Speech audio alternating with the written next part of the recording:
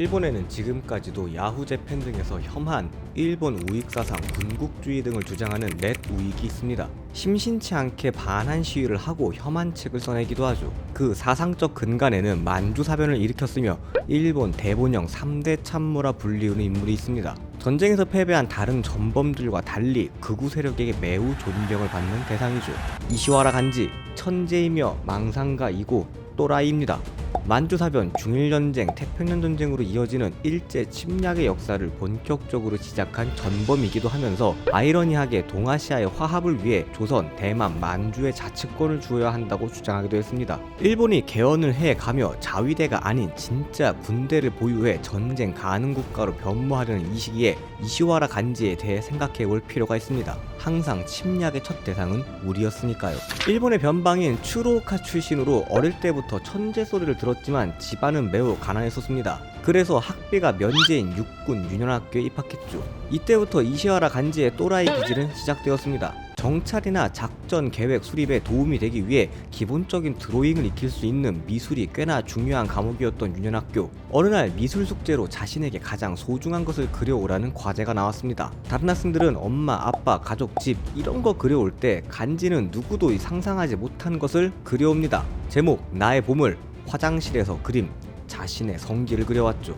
퇴학을 당해도 할 말이 없을 것 같은데 우수한 성적으로 학교를 다닙니다. 이 또라이 천재 이시와라는 1907년 육군사관학교 면접 시험을 봅니다. 기관총을 어떤 식으로 사용하면 가장 효과적일까? 기관총은 비행기에 장착해서 오줌 싸듯이 병사들에게 갈기면 됩니다. 라이트 형제가 비행기를 만든 건 1903년이고 1차 세계대전이 일어난 1917년만 해도 비행기는 그냥 관측과 정탐용이었습니다. 1918년이 되어서야 기관총을 달고 공격용 으로 사용했죠. 10년도 더 전에 19살 이시와라 간지가 이걸 생각해낸 겁니다. 육사에 입학한 간지는 1911년 순원의 신해혁명 소식을 듣고는 산에 올라가 만세를 부르며 중국의 앞날을 축복하기도 했습니다. 오지랖도 넓어라. 하지만 이내 순원이 위안스카이와 동맹을 맺고 헛짓거리하는 것을 보고 크게 실망하죠. 육사 졸업 후 2년간은 조선에서 군 생활을 하기도 합니다. 육군대학교 진학 후에도 또라이 천재 이시와라는 다른 친구들이 엄청난 과제와 어려운 수업에 힘들어할 때도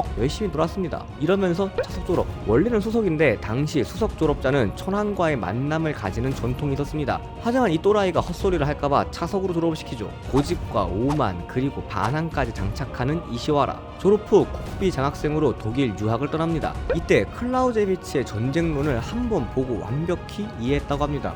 나는 5번을 봐도 이게 뭔 소리인지 잘 모르겠던데. 당시 유럽에서는 황인종 멸시 사상이 팽배해 있었는데 이런 인종 차별을 겪고서 더 일본인스럽게 기모노를 입고 다니고 포크와 나이프 대신 젓가락을 썼습니다. 그러면서 반서양적 사상을 키워오죠. 1923년 관동 대지진으로 사회가 혼란해지자 종말론을 믿는 일본 신흥 종교인 국주회의 신도가 됩니다. 그리고 일본을 세계 맹주로 만들겠다는 포부를 품고 세계 최종 전쟁론을 생각하기 시작합니다. 1차 세계대전 이후 전쟁은 보급, 물량, 과학이 제일 중요하다. 하지만 일본은 중심부가 너무 얕고 길쭉한 섬나라여서 자원이 부족한 한계를 가지고 있다. 때문에 만주를 먹어서 부족한 자원을 보충해야 한다 라는 생각을 갖게 되죠. 그리고 관동군으로 자원하여 만주를 노리고 있다가 류타오 사건을 기획 만주사변을 일으켜 자신의 생각대로 만주를 먹어버립니다. 그리고 만주에서 이런 저런 실험을 했죠. 경제개발 5개년 계획도 만주국에서 처음 실행되었고 동양연맹을 만들기 위한 여러 단체도 조직했으며 관료제적 제도 실험도 시행하였습니다.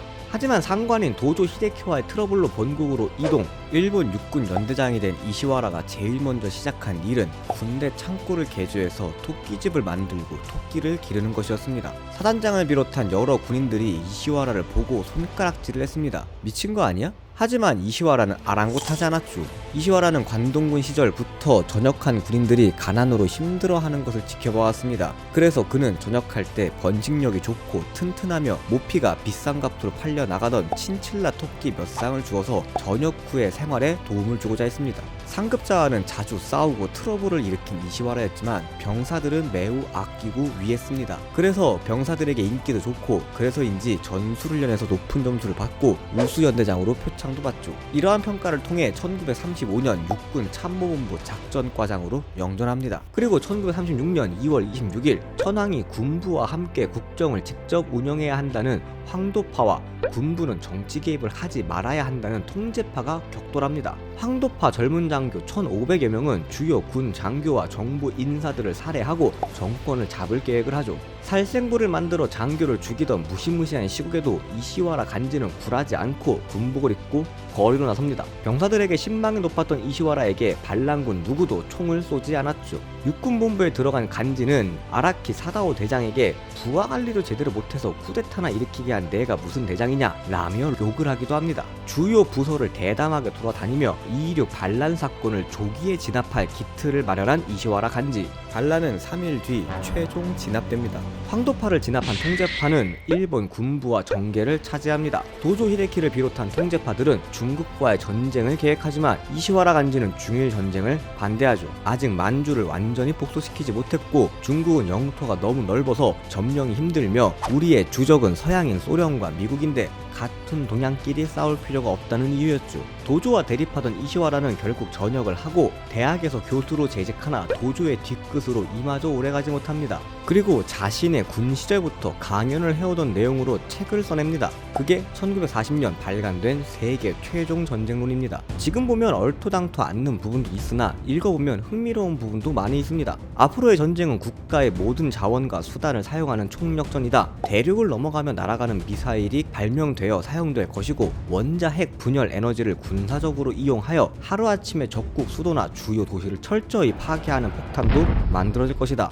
지금이야 너무나 당연한 말이지만 1940년에 이런 생각은 놀랐습니다. 그리고 세계 각 나라는 소비에트 연방처럼 미주연합, 유럽연합, 동아시아연합 등의 연합으로 뭉칠 것이다. 그리고 동양의 일본과 서양의 미국이 1966년쯤 최종 전쟁을 벌일 것이다 라고 말했죠. 자신의 생각보다 25년이나 빠르게 일본이 미국과의 전쟁을 일으키자 평론가로 활동하며 군사적 자문을 했습니다. 실제로 과다카날 전투에서 일본군이 패배하자 노부이토 친왕이 이시와라에게 전쟁에서 어떻게 하면 이길 수 있는가 라고 물었고 이시와라는 전쟁의 범위가 너무 넓다.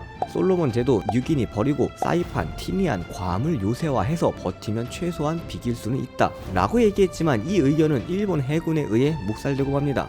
결국 태평양 전쟁에서 연이은 패배와 히로시마, 나가사키 원폭 투하로 항복을 한 일본 제1전범인 도조 히데키의 반대편이어서 전범으로 분류되지는 않았고 도조가 너무 싫었던 이시와라는 전범 재판에서 증인으로 출석해 도조를 지속적으로 디스했습니다. 그리고 1949년 8월 15일 지병으로 사망을 합니다. 그리고 자신이 원하지 않았던 일본 우익의 정신적 지주와 사상적 근간이 되고 맙니다.